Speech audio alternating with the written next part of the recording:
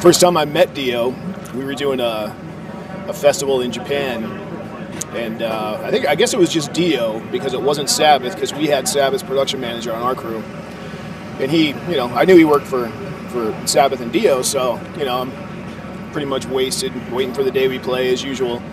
And I said, I'm gonna go meet Ronnie James Dio. So I go over to the table.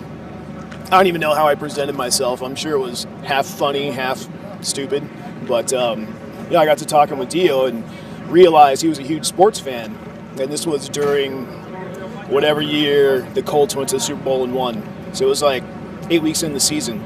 And he was all into Chicago, saying Chicago's going to win the Super Bowl. Whoever goes up against him, I said, I don't care who goes up against him. The AFC team's going to win. That was the year the Colts went. That was the year I had a day off in Indianapolis on Super Bowl Sunday and watched the Colts win and collected my cash about 6 months later.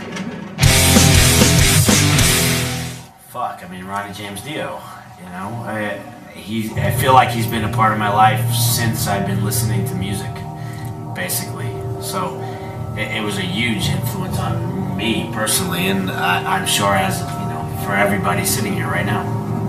Absolutely. We never we did a short tour with Dio back in I think 1990, but other than that it was festival appearance. I think you guys did a whole run with Heaven and Hell a couple of years ago, right? The last thing that we did together with Scott was in Japan. We played with Dio. That's right. And for me, the thing that I liked, one of the first records I ever had when I was a kid was a Dio, I think it was Rising, the one that had 16th Century Green sleeves on it. Rising. And when Lars and I first met, we would hang out all the time. He would do rainbow solos all the time and play air guitar and stuff. And my personal favorite was songs that had the record that had Lady of the Lake on it and Long Live Rock and Roll. That was a great record for me.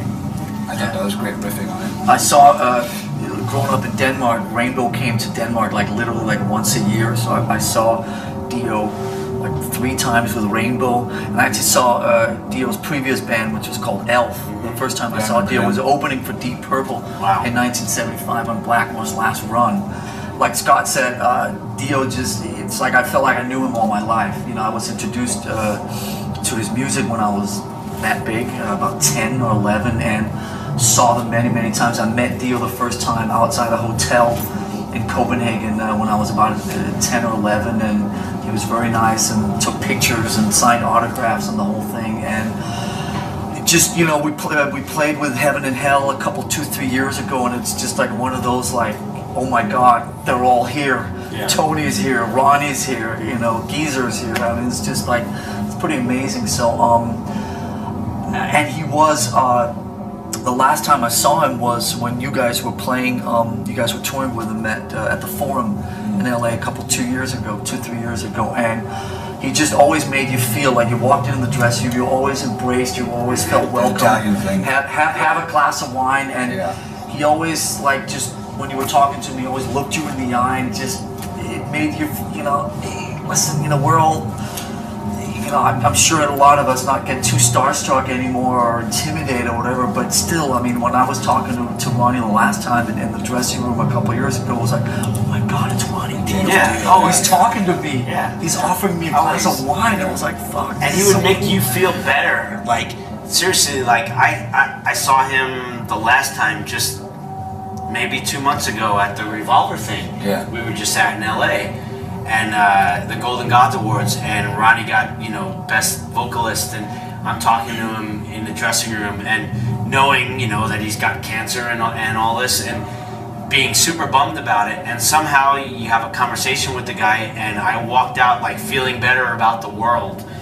Here's the guy that's telling me I think I'm gonna beat it. The chemo's kicking my ass, but I'm feeling good about things, and we ended up having this conversation. I walked out of there I feel better. I feel better about myself as a human being after talking to Ronnie James Dio. I remember the first time I met Ronnie. We had done a tour with him for the So Far So Good So What record, and I walked up to him, and it was the first time I'd had a record that had charted very high, and I was really excited, and I said, hey, I want to thank you for taking us out, and he goes, well, I want to thank you for taking us, for coming out with us, right? And I said, well, no, seriously, I want to thank you for taking us out. He goes, look, we could both sit here and jerk each other off, we can go smoke a joint, so, and I went, okay, I give.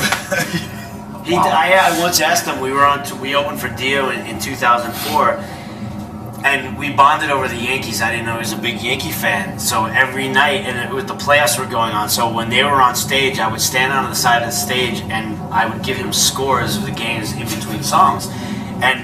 But that's a different story. But so we're hanging out one night, and I asked him if he ever had a warm up. It made me think of it because you said smoking a joint. I said, do you warm up? Like, what do you do? Because it's just mind blowing that the dude still was Had that voice. fucking flawless, Yeah. right? I mean, not many people. You see a lot of guys that get to a point where they can't. The high register kind of goes, and not Ronnie. And he goes, no, I've never had anything. He goes, I usually like drink a beer, smoke half a joint, and I go on stage. And I thought he was fucking with me. I'm like, really? He goes, no, it's like seriously, that's what I do. I drink a beer, half a joint, and I go on stage. It's like,